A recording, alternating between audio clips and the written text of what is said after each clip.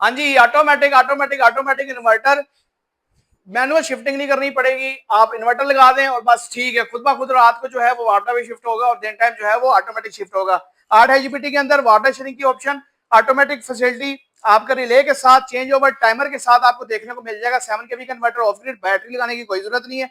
5 kilowatt China के अंदर बेहतरीन किस्म का इन्वर्टर, बैटरी लगाने की कोई जरूरत नहीं है। उसके बाद 7 kV का वाटर शेयरिंग के अंदर जिसमें बैटरी लगाने की कोई जरूरत नहीं है। साथ ही साथ 10 kV का भी इन्वर्टर जिसमें बैटरी लगाने की कोई जरूरत नहीं है। साथ साथ हमारा 10 kV 12 IGBT के अंदर, इसमें भी आपकी बैटरी नहीं लगेगी। बैटरी से जान आप लोगों की छूट जाएगी। जो लिथियम बैटरी लेते हैं 2.5-3 लाख रुपए की, उससे भी जान छूट गई।